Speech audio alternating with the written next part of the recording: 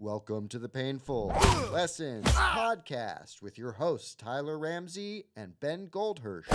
We are the Painful Lessons Podcast, and the idea is that we think that there is almost nothing more inspiring than growth. And what is the best accelerator for growth but a painful lesson? What is the best way to learn than from a painful lesson? I've had several painful lessons, which I'm very passionate about. I'm in recovery, and I've made several colossal life mistakes. But I'm also the happiest that I've ever been, and I feel like the reason for that is that I have embraced that going through certain things is the best thing that you can have to push forward growth. And Ben, what would you say the foundation of your what does your foundation include? I mean, it's such a great question and such a real time challenge for me is like how to take painful experiences and embrace the growth that comes from it and appreciate where I am, because I do love my life, and my life is the outcome of all these small things, some good, some terrible. And part of why I wanted to do this with you is to kind of continue to always pursue the positive, even from the negative, because I know it's there. And also to be like, hey, I don't need to just learn from my own lessons. I can learn from your lessons, or I can learn from a guest's lessons. So that was the sort of origin of my want here. That's the most exciting thing. If anyone, especially us, if anyone can learn like a free lesson, we can learn from someone else's experience and use it as a free lesson. That to me seems like the sweetest of all benefits from this. And I was just listening to a story that was like so painful, where someone had really wasted so much of their best years kind of like working too much and ignoring their kids, and then they came out of it. What have I done? And that is always a wonderful free lesson. When you use something to pivot, and then pivot into, now oh my gosh, I'm going to go home and be so excited to spend time with my kids, and I'm not going to, even though I'm so excited about this podcast, I'm not going to let it consume me. I'm not going to leave anything on the field. Like every good coach says, don't leave anything on the field. I'm not going to leave anything on the field. I'm going to hug my kids. What would you say, right? What would you say is like a painful lesson that is crucial to the foundation of who you are? Because you've achieved so much. You have such an exciting background. By the way, this is our like contextual episode, which I think it's so important to explain what the background that each of us comes from. So I'll even intro you. You are a philanthropist. You are an entrepreneur. You run several businesses. You not only run a philanthropy, but you also, that is a philanthropy that helps other charities do what they're doing. So it's like you're Mr. Philanthropy. I one time sat in a like a ballroom where what was that group called? Liberty Hill. They named you Man of the Year that year, and there was a huge ballroom. It was filled with people, and there were celebrities there, and it was so exciting. And boy, they went on and on about all the good things that you've done. So I even have like a coach that I talked to that looked at your LinkedIn, Ben, and was like, "Oh my gosh, his LinkedIn is amazing." So like, if you don't mind, help me lay the foundation for who is Ben. What is Ben? All right. So I grew up in Massachusetts. My parents were awesome individually, but a really challenged relationship, which was like my first painful lesson. Like my mom was a super cool French teacher and a modern dancer, and she was from Brooklyn. My dad was also from Brooklyn. They moved to Massachusetts. My dad became a very successful entrepreneur in a really cool way.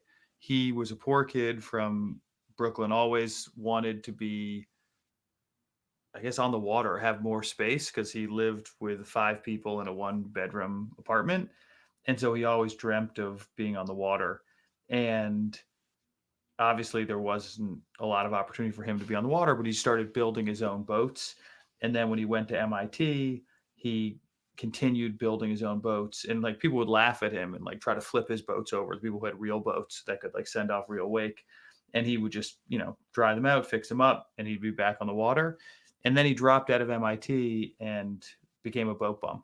And he learned how to sail, sailing other people's boats, from Boston down to the Caribbean and back, and being kind of crew on those boats. And it was hard for him to learn how to sail because he wasn't from a sailing community, wasn't from a family that had money. And it felt like if you wanted to be a sailor, you kind of had to be born into it. And so he started something called Sail Magazine for people who wanted to sail. And at the time, when he went to raise money for Sail Magazine, everyone was like, no fucking way. Like, there's already Yachting Magazine. How are you going to compete with Yachting Magazine? And he was like, I'm going to try. And so even though he wasn't able to raise any money, he started with $75. He wrote all the articles himself. He sold all the ads himself. He literally printed the magazine in the basement of a church that had like an actual printer. Um, and eventually Sail grew to be bigger than Yachting Magazine. And at that time, and I'll get back to the lessons that come from this. Is this interesting, Tyler, by the way? I mean, it's necessary. It's necessary. And I'll tell you, I'm really interested in the fact that other boats would try to flip your dad's boat. That sounds like a felony. Those people Yeah. should be arrested. I mean, You could die that way.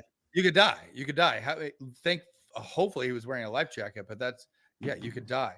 No, this is interesting. Because I know your dad as this entrepreneur, or I know of your dad as a guy that what did he start? He Inc. Inc. magazine. Because it was so hard to start Sail Magazine, and there was only Forbes and Fortune for people who were already successful. He was like, Right. "Oh, I'll start Inc. Magazine." And so the kind of lessons there were like, follow what you care about, and if you're the only one who wants it, then it's a really cool hobby. And if other people want it, it's a great business. And I think it's not, the pain that he Ooh. went through was all the challenges of crafting those businesses. But the pain that we experienced, me and my sister, was they just had a shitty relationship. And the tragedy of it was they were actually both awesome. And there was actually love there. And my mother got terminal cancer when I was in high school. And it was like so brutal because at that point my dad realized like what a bozo he was. Like, holy fuck, I have the love of my life that I've just been almost frustrated with, and vice versa. And now the doctors are saying that this is all over in 9 months. Yeah. And so that was like a crazy painful lesson to watch, like their failure as a couple. And then he got terminal cancer the next year, and so he passed away, soon after that. And Wait, how old were you when both of them? I was basically senior in high school, and then senior in college. And both parents die of cancer. Yeah, which is scary because there's some potential that it was linked to a power plant that was not far from where I lived. And I'm like, well, I lived there as long as they lived there. So hopefully that doesn't take me down also. But it was gracious. Okay. How long was the like the terrible, gross part of cancer? It was super fast for my mother. So she was diagnosed in March of my junior year and died in January of my senior year.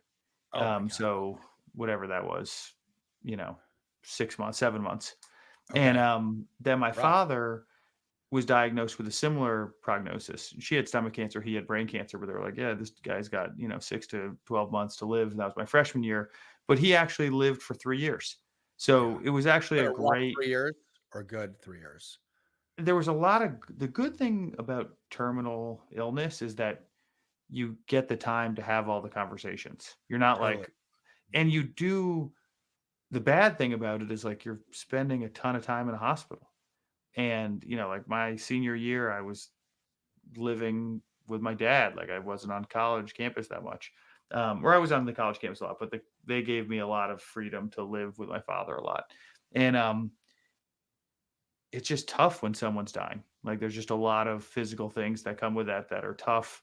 And you do a lot of the mourning while they're alive, Yeah, it's wild. and then almost in a fucked up way, there's relief at death Mm-hmm. where you're just like, oh, all right. Like, and then you're like, well, do I feel relieved that my dad is dead? Like, and you're like, oh, And now there's I'm feeling guilt, right? terrible. Yeah. Yeah. So, you know, anyway, that's sort of my backstory coming out of college. And then I moved to California where I met you. Wait, And real quick. Do you like because you've sat with two parents that died of cancer and go through all that stuff. yeah, Sounds like one thing that you obviously learned was that you are able to have moments where you appreciate that the time is limited and you kind of make the most of it, or just probably say things that are uncomfortable. And do you have any like yeah, I mean, advice? a few things. One is it's interesting at what point of a prognosis does it really affect your life?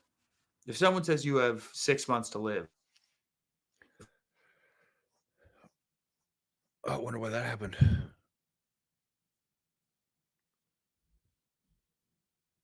Should we pause or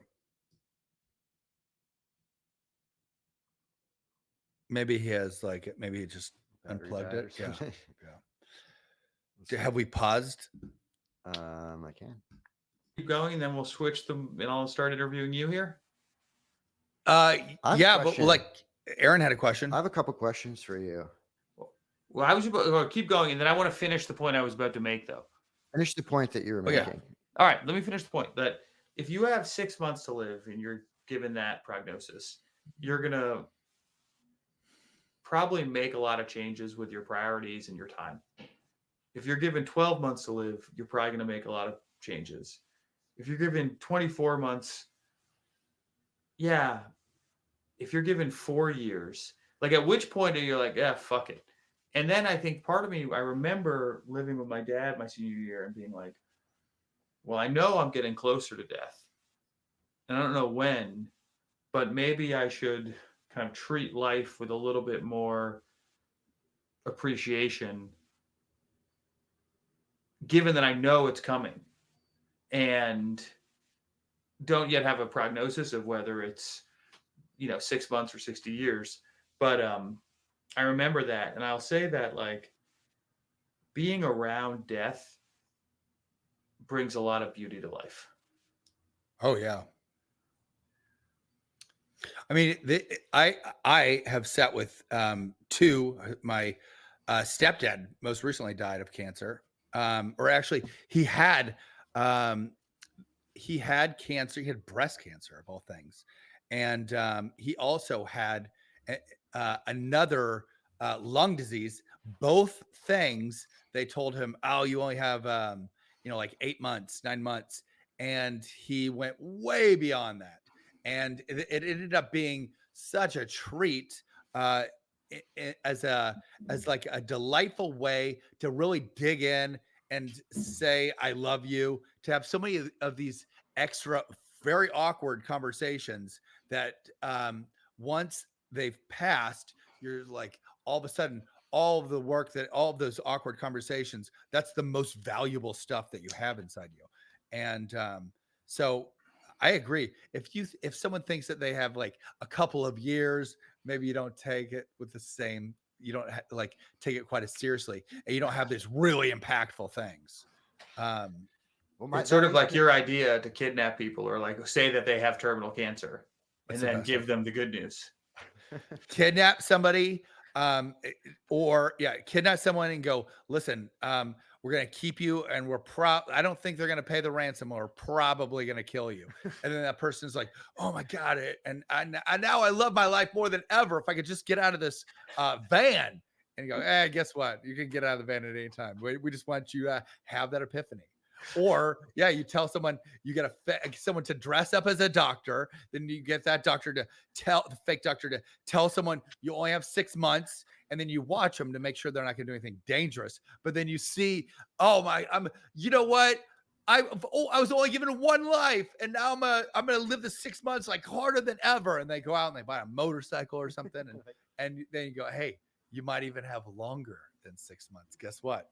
This was all made up. And then with that type of renewed perspective, would they then go to you and go, thank you for what a gift that you gave me with this perspective. I mean, this is what our whole podcast is about. But or would they go, I'm very upset that you scared me. I think someone that truly got the extra perspective would be grateful for it. Aaron? There's a lot of upsides. There's a lot of downsides to that experiment too. Oh yeah. But I have a question, Ben, about once your dad gets that diagnosis and you realize that you have limited time, how does all the surface level bullshit just disappear? And also, in that time, did your dad give you any lessons from painful lessons that he learned that you carry with you? I really appreciate that question, Aaron.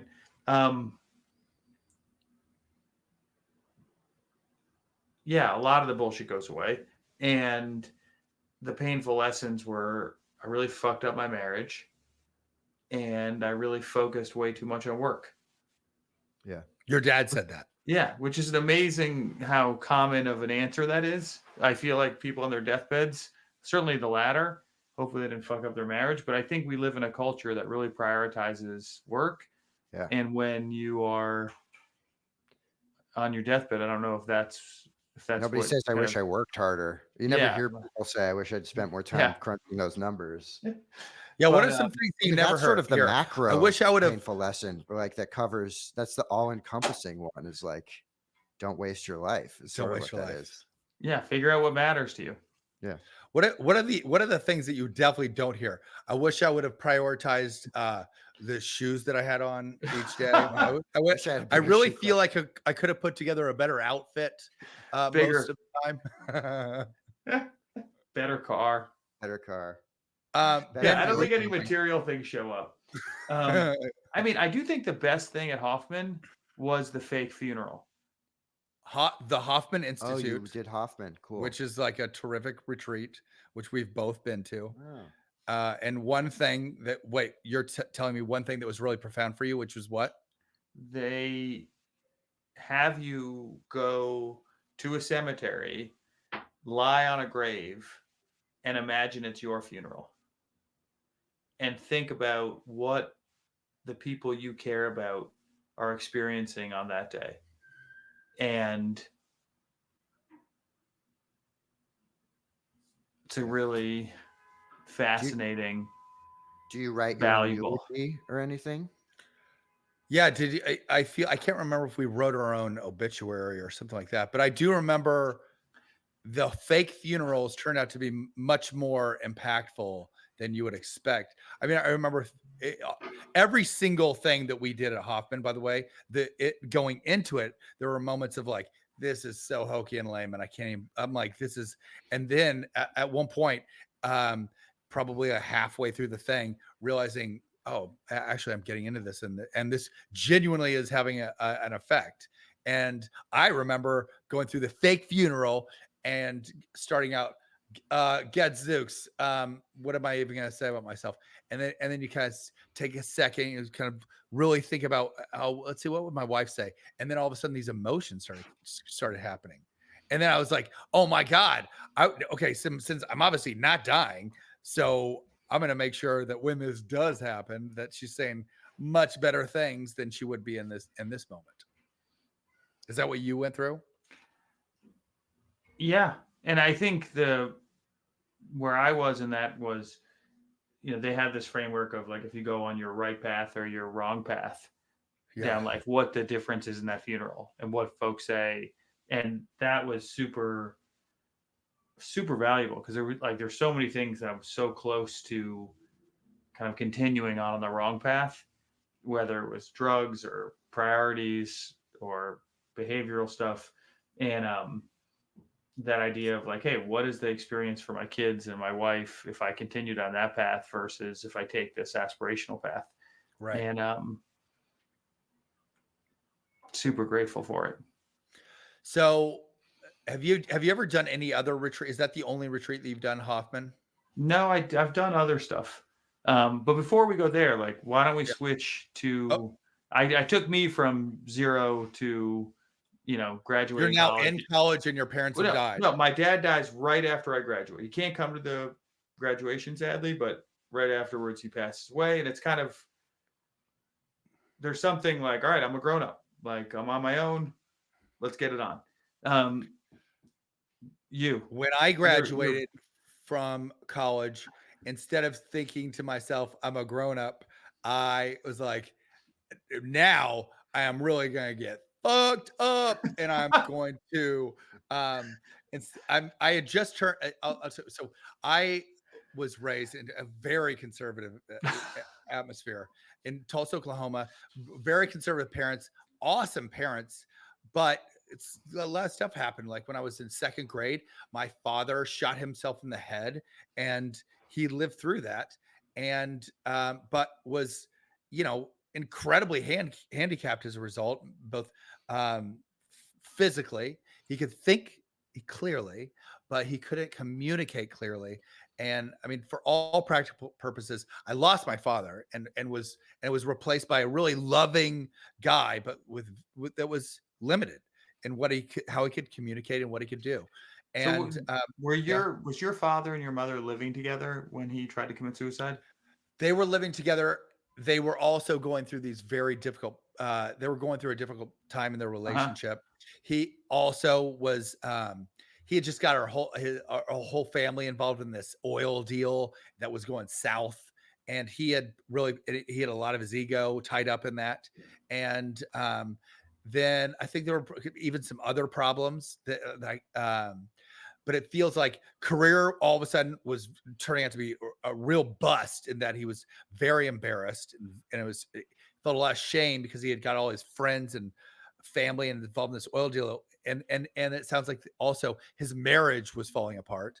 And so I think he did that as a reaction to this stuff, and immediately moved to San Francisco to be with to get help from like these specialists out there, these brain specialists, they and my parents ended up getting divorced. What they were What already was going to get divorced. Yeah. What was what what? did witnessing that, and obviously you were only 7 or something at the time, Yeah. but Yeah. like him feeling shame, him choosing to take that action, did you take any painful lessons from that period of your life? Yeah, for the longest time, I took the most inappropriate of painful lessons, and that was that I just sort of assumed that I was also going to kill myself. Um, so I didn't really. I'll tell you what it didn't do. It didn't help me um, live in a way that I would avoid these heavy things that would uh, cause things to get totally out of proportion in my head and then make me feel suicidal. I didn't learn that lesson. The lesson I learned was like, oh, I'm probably going to kill myself at one point. So I might as well just kind of like enjoy living real rough, like kind of like a Jim Morrison attitude, like live young and die dirty, or whatever the phrase is. And I was continually I mean what I in school I really developed like a real alcohol issue when I was in college. And when I left college, then I really developed even more of an addiction to alcohol, and it was really causing me a rough time.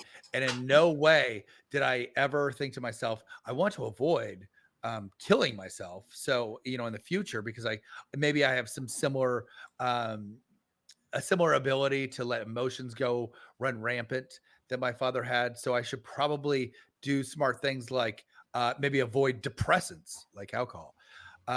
It what I'm skipping to another kind of part of my life, but I ran from a job on Wall Street. I was offered this killer job working for Bear Stearns that I'd spent several summers interning for. It was a really big opportunity, and it just didn't feel right. And so I ran to LA, and I wanted to be a writer, and I wanted to work in the arts and in TV and film, and I think that was also a way of escaping what I thought was kind of traditional responsibility.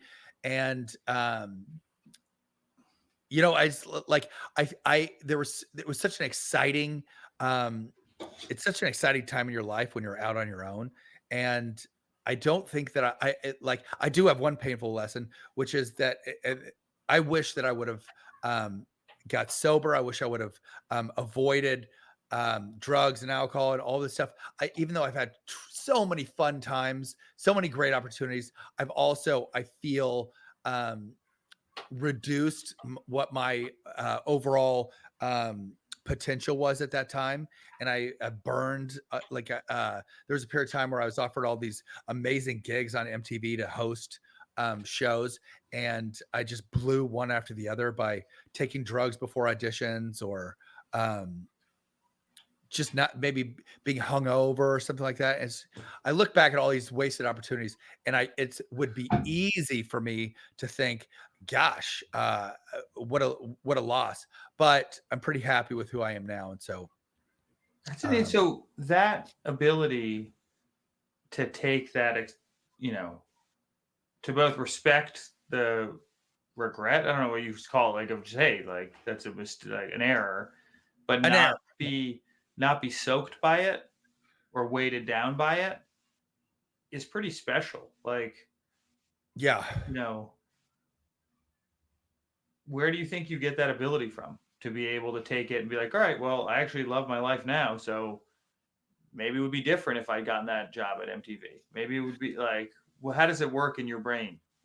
Well, I would say there are two things that are at work. One is the program that I'm in. The a big part of it is you accept the things you can't change. So I can't change any of that stuff, and that doesn't mean that I don't recognize certain errors that were made. I love how you refer to them as errors, which that's a great way of putting it.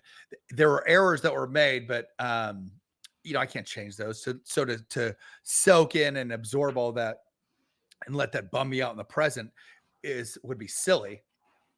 Um, I feel like if I would have ever, like, let's say I got a DUI and permanently hurt somebody, or I permanently hurt a person, then other than myself, I don't think that I would be able to have the same attitude that oh, those are errors, but I'm in the present. I think it would be the kind of thing maybe I would end up killing myself over. Um, but the other thing I feel, and it's part of being a Christian, kind of like really believing that there is a path that God's like set for me, and really being happy about that, and acknowledging that that path is going to be sometimes chaotic and it's sometimes painful. And I think really digesting all of that will allow me to think about certain scenarios. Like you mentioned, the idea that I could have become this host on MTV and kind of blew it. There's a decent chance that if I would have become a host on MTV, I could have blown it in a very public and terrible way. Uh, I feel like there's if I'm honest with myself, at any age other than maybe the last couple of years, if I would have been allowed to have a gigantic ego boost and look who I am in a very huge way, I think it would probably be the worst thing that would have happened to me. It's so funny with I'm an artist. I'm an artist, and I've had so many like big wins as an artist, and really kind of big deals, and like these six-figure projects, and things that are very impressive. But I I feel like God has never given me something that's like this one. Like this one you'll go nuts. Like I feel it's like let's keep it in the range that you can handle. Um, I'm kind of convinced that I've been giving things in the range that I can handle. Does that make sense? That's Yeah. beautiful. Yeah. It's, have you always had that faith that like that which is reality is being sort of teed up for you in a thoughtful way?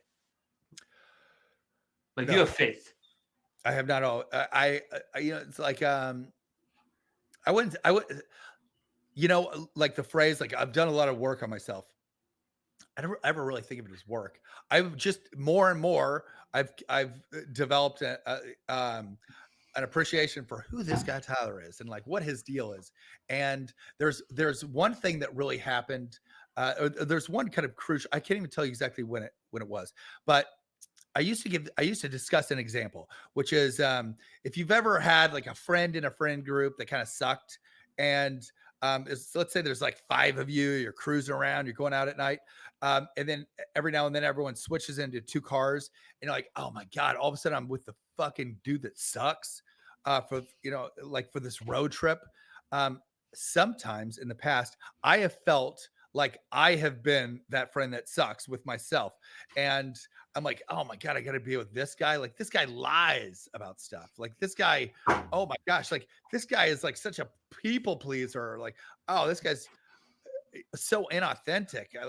I was just very caught up in the things that were negative that I felt were negative about me. And at one point, you kind of get to know yourself and maybe even forgive yourself for certain things. And then all of a sudden you're like, oh, I don't mind going on a road trip with this guy. He's great. And at that point, you end up having discussions at the past, and they're different from saying, oh, you loser, you blew this, or you idiot, you blew that up. And you start just looking at things like, oh, that happened. Maybe it was for the best. And I think that it's like I've gone in a touch a lot, but I feel like the main point I'm getting at is like you can have more productive conversations about your life, about your past with yourself if you love yourself. And so that's what really changed. So dope. I mean, when Pat was on Painful Lessons, sharing that idea of being a great teammate to yourself, Yeah. I found that to be really thoughtful. It was his And best lesson. yeah, like, and what a cool standard to hold for yourself. 100%. Do you feel like you love yourself, Ben? Yeah, now I do. And it took me a really long time. And it wasn't, I remember what I realized when I was 26 and I was like, oh, I don't love myself. And that was like a fascinating What were you doing at realization. 26? What was going on? I got invited to go on this. You asked me if I'd ever been on any other retreats like Hoffman. And Yeah. I got invited to go on one by this cool older lady. And she was interested in bringing kind of business philanthropic folks to get in touch with their kind of spiritual self. And I was like, fuck this. Like, who gives a shit? And then she's like, well, so and so and so and so are just going to come. And I was like, oh, these rich people are going to be there and I could sell them stuff. Like, sure, I'll come along just so I can network and do business with all these people. Yeah. Like a trash bag attitude. I'm embarrassed to say it, but it's true. But it got me to go there. And then she had thoughtfully put together this like 7-day experience where it was like 3 days of education, and the 3 teachers, one was from Native American background, one was from a science background, and one was from like an Eastern philosophy background. And then after those 3 days of sort of lessons, you had 4 days alone in the woods. And the charge was like, Wow. we're going to drop you off at a certain place with a bottle of water and like some whatever lemon and cayenne, whatever, like some stuff that like basically going to do a fast for 4 days, but you're not supposed to do anything. Like, don't journal, like don't write, don't build a fort. Like, you have your tent, but like don't go for hikes, don't do anything. Just deal with yourself for 4 days. And I was like, all right, like, and I like camping. So I was like, all right, let's do it. But normally when you go camping, you're like doing stuff. You're like adventuring around or improving your campsite or kind of making food. But this was just like the challenge was just like sit and be with yourself. And I remember I had just the company I'd first started was a film production company, and we had just financed a film on Barack Obama, who at the time had just started running for president. But he was a senator from Chicago, and it was like a long shot. And it was like, hey, Edward Norton had reached out to me. It was like, hey, I think this guy's special. I don't know if he's going to run. If he does run, I don't know if he's going to win, but I think we should, follow him. And I was like, great, let's do this. And so my company and his company and a few others got behind making this film about Barack Obama. And right before, one of these powerful people who was also on the strip was like, "Oh, you're making something about Barack Obama." We're like, what a dumb idea! Like Hillary's going to crush this guy. And this was before the Iowa kind of preliminary or primary. And Right. I remember like sitting there in the woods, being like, "You fucking idiot!" Like About yourself? about yourself, like you followed Edward Norton into this dead end project. You're going to lose all this money. You're a fucking moron. And one of the best things of those three teachers, and I forget which one had this, they were like, "Hey, whatever you're feeling, ask the question why. And then when you have an answer to that, ask the question why. And like keep digging. Like since you're not doing anything else, like just follow your thoughts." And so I remember being like, "Well, why are you sad that, you know, Hillary's going to beat this guy if that's what's happening?" Like, well, then no one's going to buy the documentary. It's going to fail. Why are you sad it's going to fail? You're going to lose the money. Why are you sad you're going to lose the money? Well, I'm going to fail my, mom and dad who gave me this money to do smart Yeah. things with. And then why are you feel bad about that? Like, because then they're going to think I'm going to fail them. And then I remember kind of continuing to go down this path until I got to this place of just like, oh, I guess I really want to make them proud. And I had this like amazing experience. It like started raining. It was like the nighttime, and I was like in the rain, and I was like, and they really encourage you to like talk out loud to whoever, to yourself or to them. I was like talking to my dead parents about like, wanting to make them proud, and like the rain was like cleaning me off. I was naked. I was like, this is why I'm here. Like amazing. Like I've done it. But this is probably like 24, 36 hours into 48 hours, or what? Sorry, Okay. whatever 24 times 4 is. 96 hours. Yeah. And so I was still kind of in the beginning. I was like, well, I don't know what I'm going to do for the rest of the time. Like I've done it. Like I've figured out that I want to make my parents proud and this, that, the next thing. And then I was sitting there like, laying in the grass that like I was in this great mood and feeling proud of myself. And I looked at my calves and I was like, your calves are not big enough. And I was like, all of a sudden I was in like I was just in the best mood. And now I'm looking at my calves pissed off. And I'm like, well, why do you care that your calves look like that? And I was like, well, like I want people to know I'm athletic. And I think calves are a good sign. I was like, well, why do you want people to know I'm athletic? And I was like, well, I want people to think I'm cool. I was like, why do you want people to think you're cool? And I was like, well, I want people to want to hang out with me. I was like, why do you want people to want to hang out with you? I was like, I don't want to hang out with myself. I was like, why do you want to hang out with yourself? And Hey. I was like, I don't love myself. And I was like, whoa, what the fuck? Like, and then I had like the rest of that, like next 24 hours was just like, I didn't actually finish the conversation of why don't I love myself. I just was on, like, I felt like I was on mushrooms for the rest of that camping trip. But like, I was like, this is the best I've ever felt. Just even that realization.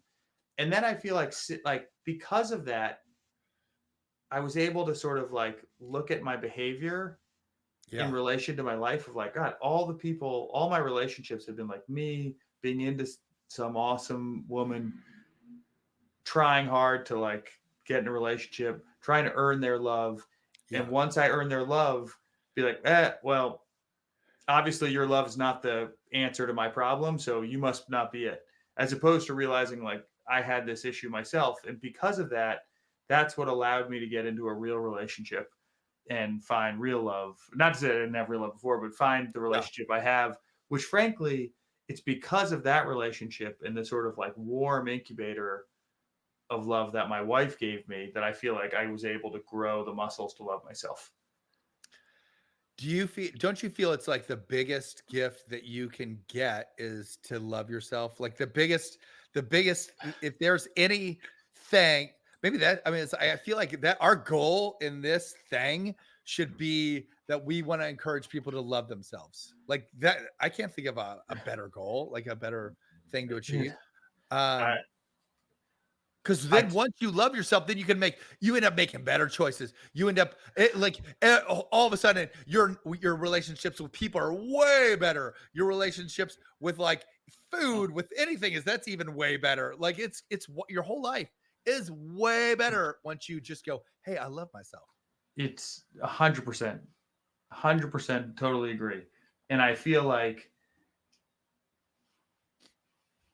I mentioned what my dad said on his deathbed. My Yeah. mom on her deathbed was like, hey, you want to know the secret? And I was like, yeah, what's up? And she was like, God is love. And that's That's all that so matters. profound. Yeah, that's great. And I've really felt that it's like if we can love ourselves and we can feel the sort of intrinsic love that exists, you know, like within and around our existence, I think that's the special sauce there, and part of the name of the game, maybe the name of the game. Do you know what Christian Science is?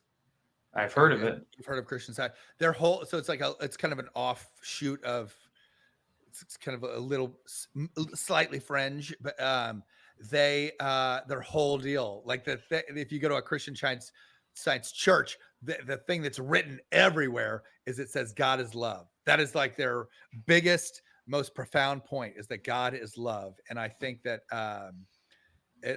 that's like I mean, who said? Oh, our friend Blake one time made the most interesting comment. He's like, "I feel like we're all here to go to like love school." I was like, "Well, dude, that is." I'm like, talk about something you can really grab onto. We're all just learning to love better and better, and it's so funny. The whole thing about my recovery is that you get to a certain point and you love yourself, and then you stop um needing to numb yourself so much, and all of a sudden you're able to sit with yourself and you're able to sit with feelings. And when people talk about like doing the work, that's what it ends up being, is you sit with these feelings that maybe you used to think were so uncomfortable that you had to numb out on.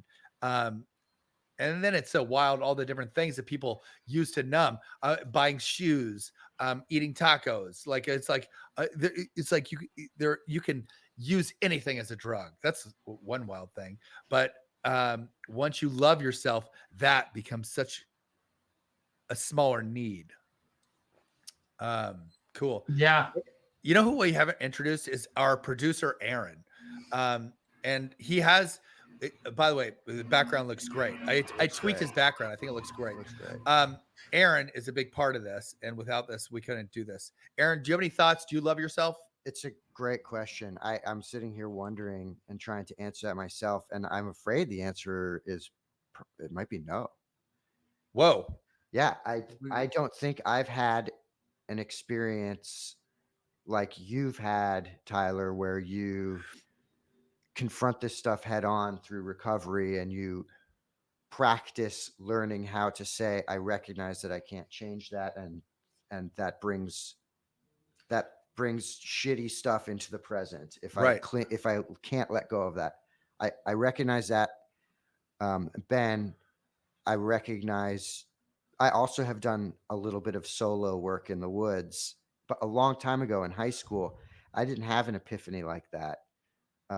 Sounds amazing. I'm jealous. I'm jealous of the Hoffman Institute too. For me, I have two things that relate. The first is, well, these are recent epiphanies, some of which are coming through therapy like now, because I'm 5 years into a marriage, I have two little kids, and you start to do a lot. Having kids is really holding up a mirror. You see a lot about yourself. Oh, You yeah. start to understand a lot about how you were parented. You start to think a lot. I start to think a lot about where my dad came from, what made him who he is. My family um, had my grandparents had a lot of money and left me some. It's it's all about perspective, right? I mean, they Yeah. left me just a little bit, um, but it's very nice. Never took it for granted. And in the last 2 years, with the strikes in Hollywood and everything, I liquidated it all. It was like a 40-year-old stock portfolio with some real gems in there. It was very sad and it was emotional because it was a link to my grandmother who I was very close with, who passed away. And I had this really surprising experience when I sold it. I felt liberated, which I was not expecting. I felt this like weight fall off of me, and I had this smile, and I suddenly felt light. And I was like, it's on me now. Oh, wow. It's on me now. I got a family. I've got kids. I've always had this safety net that maybe was having some psychological impact on my willingness to take chances or my willingness to make decisions or my expectations about what my life would be like, or and a lot of frankly entitlement that I never really understood as entitlement, but now having kids, seeing the way my kids grow up, the parents, the families of their friends, and it's been a huge perspective for me about how I grew up, the opportunity that I had, and that tied with learning Vedic meditation, transcendental meditation. That's the closest I've had to having an epiphany like that, where I sort of did see myself in a little bit of an out of body moment. The first time that this meditation like really took me, it's like a pretty remarkable practice. But I suddenly had this. I saw myself, um, and I was like, "Oh my god, all I think about is myself." And you know what? All anybody thinks about is themselves. Like everybody wakes up in the morning with an agenda. Everybody wakes up with something on their mind that they've thought about before bed or something, and that's how their day goes. And wake up next to my wife. She has an agenda. Sometimes it aligns with mine, sometimes it doesn't. That's just the way it is. Like everybody is worried about their own thing. Everybody is seeing you, what you're talking about through their lens and their filter, and it's all colored by that. And that also was liberating. I was like, oh shit, nobody is thinking about me ever. Like all these things I worry, what do people think? Nobody thinks about it. That's funny. I Even think I know the phrase. Always remember, nobody cares. It's like, it took me so long to realize, and I think it's partially because I do think about yeah, people a lot. I'm a people pleaser. It's part of my problem, but I'm like sort of often thinking about what's would be cool for someone else to hook them up. I like that about myself, but I did get this interesting perspective change. It was cool. like, oh, of course my wife isn't thinking all day about what I want or what I'm feeling. She's got her own shit, Yeah, and everybody does. And that was super liberating for me. I started not biting my tongue as much. I started speaking my mind. I started to realize, oh, I've had this lovely career. People keep trying to work with me again. Maybe they do like me. Maybe they do. Maybe I am good at what I do. And so in the last couple of years, I've gotten a little bit of a boost in that space, but I'm it's still cool. very much in the middle of it. That is like the one.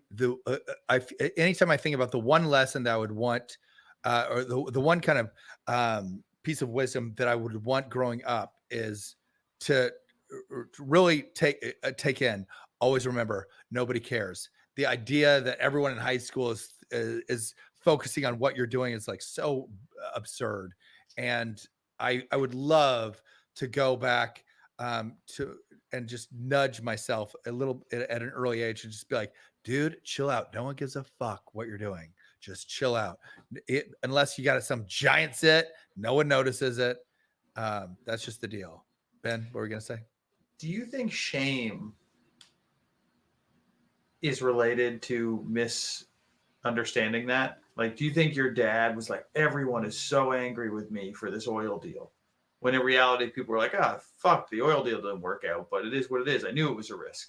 Yeah, everyone survived. Everybody Yeah. survived, and I feel like maybe worst case scenario, one of them, some of them might have said, "Yeah, I might not do such a big deal with him next time, or maybe I'll never do a deal with him next Yeah. time." Worst case, certainly Yeah. not a reason to shoot yourself. Yeah, 100%. And most of them are probably like, "Yeah, you win some, you lose some." Yeah. It is amazing how easy it is to put yourself in other people's shoes and hold a negative lens to yourself from their vantage, when in reality, they're just thinking about their own life. Um, Oh, that's well put. That's well put. Yeah, it's very easy. It's almost like the default to yeah. put yourself in someone else, and then okay, let's put a negative lens over this. Yeah, that's like the default. Yeah. Shitty teammate to yourself move. Yeah, Hey, you know what they're thinking? It's like talking shit about yourself. you're the worst. Yeah. They're thinking, Aaron, what thanks a for sharing douchebag. that. You're welcome. That's cool that you're doing therapy. It's cool that you're doing TM. And it's cool that, yeah, I think it's a lifetime game plan to fall in Yeah. love with yourself and to like feel that love that is intrinsic. It's interesting too because you want to instill that in your kids. Like I want to grab my kid and be like, "You are so awesome. You are Yeah, so smart and you're so funny." And you clearly, he's like, he's a musical freak. These kids, they're tiny and they're amazing. I'm like, cultivate that. Like, that is what you're here for. That's what makes you special. Like, yeah, not everyone can do that. Do that.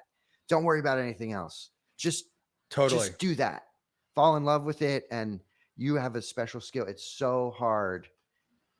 It's so you can't teach that stuff. And Speaking of teaching, because I do think that this is the lay the context. Ben, did going to you went to Andover, right?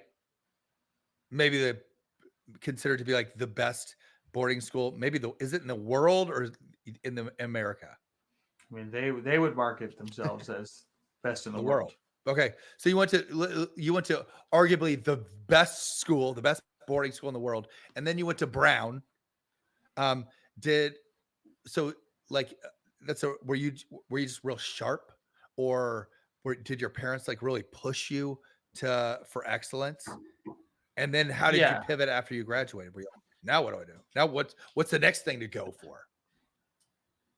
my parents really pushed me to win academically, and I was actually talking to a young person about this recently. We're like, what a dumb, like, basically, it wasn't until the end of my junior year of college that I was like, oh, I'm actually interested in something. Like, all that great education was wasted on me because I was just like, I just need to beat these people around me in test scores or grades or whatever, teacher recommendation or athletics, so I can then get to play the next group of kids. And then if I Yeah, beat them, I'll get to play the next group of kids. And then I ended my junior year, I was like, oh, I'm really interested in the subject. And then I had to be out of school for most of my senior year. So it was like, oh, I just wasted all this money and opportunity just competing as opposed to pursuing actual interest. And so I feel like the people who have actual interests are so much better off than the people who are just trying to win. It's sort of like the difference between ambition and passion. Like, yeah, I would bet on the positive outcome for people who are passionate over the positive outcome for people who are ambitious because it's like a better fuel. And oh the yeah, better value, fuel. yeah, it's a better fuel. Like, ambition might be a fast burning fuel, but it's like sugar as opposed to whatever, something healthier, like a healthier fuel. And also that. and I feel like the nice thing about those schools is like it demystifies it. You're not like, oh, there's someone super smart out there, because like the reality is everyone is pretty smart. Like, I've never met an idiot, I've never met a genius. As far as I can tell, everyone's really smart, and it depends on context of how smart. Like, if you break down on the side of the road, the person who understands engines who pulls over to help you is super smart. Like, if you're in an audio recording booth, the person who understands the equipment is super smart. Like, and so I think it very much like allowed me to not have any belief that like, oh, there's some special people out there, which I think is really important, because I think some people might think that the people who are in high positions are special. And then the more proximity you get to people in positions of power, the more you're like, that's just a person doing their best, Yeah, just like anyone else. And in some ways it's concerning because you're like, oh fuck, the person, with their finger on the button is just some dude doing their best. But it's also like, great, how do we all help each other and how do we all pursue our goals? And yeah, that's the upside to me, the big upside. do you think that like when you invest in these different companies, or you when you uh go after like these different charities that your philanthropy supports, do you still have conversations with your dad who passed away? Like, do you like, are you still trying to please parents, out of curiosity? Like, is that, or have you come to terms with that, or do you still? No, I'm far more, if I have conversations with my parents, I actually spend more time with my mom now, because I'm like, man, I really missed the juice that this lady had, because she also died uh, younger, yeah, so I didn't get as much time with her. right, um but I'm like, man, what a cool lady, and like what cool priorities she had. So I like really try to jive with that. And then I try to think like Aaron, what you were saying about like how to support your kids. And I think it's to be a good example. Yeah. Because my dad on his deathbed was like, I shouldn't have worked so hard. And then literally he died and I just like went into like a 15-year work blitz. And I was like, Oh, you wait, did the opposite. I did the opposite because I was like, I'm just gonna do what I saw, not what you're telling me to do. Yeah. You know, and so I I, think for our kids, it's like, how do we show up in a way that we'd be stoked if they emulate it? And I do think working on loving yourself, working on loving other people, like that love school thing, is true to that. I wonder if there actually might be a thing where it's like you're supposed to work so hard that on your deathbed you're like, man, that was a bit much. But like, how often do you think people on their deathbed are like, I mean, I did not put in the hours. I phoned it in. I phoned I almost bet you a lot everything of people in. say I phoned in life. Oh man. I think you're right. Like there's not showing up to life and not putting the work in with your friends and your family or with the stuff that you care about. Like if you love music and you didn't put the work in making music you care about, like I think you probably are like, man, I didn't put the work in. But I think listen, I think the science speaks to the balance and, being thoughtful. And then I think kind of what you did of being kind to yourself, with however you're doing, just to be a good teammate to yourself so you don't Yeah. undermine your path forward based on what was before. Um, Pat's interview was good because we're still talking about it. That really was the best takeaway from his, which is like be a good teammate to yourself. I yeah, mean, that's a terrific thing to just digest, yeah, yeah, embrace. Got it, gotcha. yeah. I'm gonna be a good teammate. Yeah. Um, I think we're good because Aaron, you got to go at 12:30. Yeah, I mean we're about an hour. Yeah, I think yeah. This I is think great. I mean, so. Tyler, last thoughts for you having experienced what you came out of, like with your dad. yeah. How do you, what is the example you try to set for your kids? And like, how did it change? Like, you were like, I took the lesson of like, well, at some point I'm going to kill myself.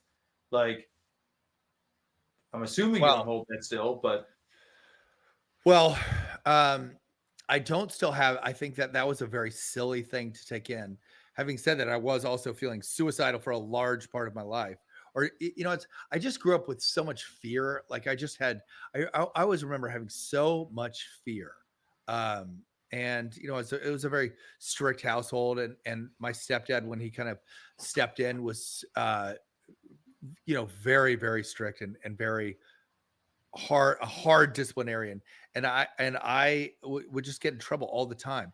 And I always I just have this constant um like feeling of hiding something that I was doing, or being about to get in trouble, or being about to have a lie that was going to be exposed or something.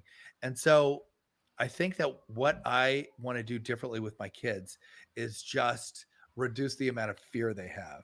So just let them know, like, if I find out that you've just been screwing up big time, we will work through it. Like I just want to always remind them that we will work through whatever the situation is. And I think that the difference between them and how I was raised is I was more told of like, if we find out that you're doing, in many cases, what we think you're up to, you are dead. And um, so, but I also find myself in many ways doing things similar to my stepdad, or like You I'm can't like, help it. "Urgh." You can't help it. You can't That's what's help it. modeled for you. That's what's like deeply imprinted on your instincts. Ain't it the truth? It's Ain't it so the truth? hard to fight your instincts. Um, Ben, have a great day. cheers, Oh, guys. wait, we didn't even get to the fact that we are even we right now. You love the idea of calling this possibly punk rock sober, and you're really inspired. You're on day one of your sobriety. I can't. We should have started with that. You're on day one of your sobriety. This is very exciting. I kind of was worried that you were gonna show up and go, well, day one, it's a little too late. No, and I really I already appreciate smoked what you some said weed. earlier of like, if you just try to stay off drugs and booze, you're actually missing the opportunity to explore what's underneath it. Totally. And I'm intimidated by that because I frankly feel like the commitment I made last night, like in a sleepless night, was to be sober, not to like explore those things. But then our conversation was like, okay, that seems exciting and Tell me nerve about, wracking. tell me when you say a commitment, tell me like, what is the commitment that you've made to yourself? Just to stop shooting myself in the foot and stop trying to escape from feelings with substances. Okay. So that means no alcohol, no drugs. Yeah. And that's what I'm supporting as a friend. Yeah. Awesome. Because that's what I know how to The do. only drug that I would, Oh God. uh, well, I'm curious. Like, I do feel like every once in a while I'll do mushrooms. I don't know if I Sure. want to keep this in the mix, but I like that's one where I'm like, well, I find that interesting. So anyway, but it's no drugs, no. Do you know Um, what? I had a question about early on in sobriety. I had a question about ayahuasca and mushrooms, and I wasn't even, yeah, I didn't even feel like yeah, I wanted to do it, but I really asked kind of like my mentor. I go, "Hey, what's the deal? What, like, yeah. how do we feel about that?" And he goes, "How about this? Why don't you just stay sober for 5 years, and after 5 years, if you've stayed sober, you probably won't want to do that stuff." And I I think I and think he goes, that's good advice. "Yeah," I think and it's listen, like, I think I to me that like even this conversation today, thinking about that time in Montana, we're like, don't run from your feelings. yeah, Follow them is gonna be intense because I think all of that usage for me is like, I don't like how I feel. How do I change how I feel? As opposed to how do I explore where these feelings are coming from and either deal with that or progress through it. Um, yeah. so Because if I'm, you can see where that stuff is coming from, then there's a chance that you can yeah, address it and fix it. That's yeah, beautiful and fun. yeah. And Listen. I'm grateful for you as a role model in this regard because I feel like you've presented a concept or a role like an example of sobriety that is this awesome adventure of life that feels like true to life. Like it just feels like, oh, I'm really all in on life. Not yeah, like it's not like, oh, I'm gonna ride life with the brakes on, or I'm gonna ride life but with some parameters. It's like quite the opposite. It feels like, oh, I'm all in. And all I in. feel like that's actually like so aspirational for me. That's And something that people say about you, Tyler. They're like, if I mention your name to a mutual friend or something, they're like, "God, that guy just makes me feel full of life. Like he just Oh, every it's the day biggest he's." compliment. Yeah, that's what people say about you. So stop caring about what people say about you, but not that part. Yeah. Hey, oh man. that's the truth. They probably are saying nice things about you. Yeah. But so we'll see. It's day one, and it's going to be an interesting journey. Dude, I like that you're at least opening to exploring the other the part. First of all, it's exciting that you got to this place without any real um, pain or baggage going into it. So it's like in many ways, it is a gift to be desperate.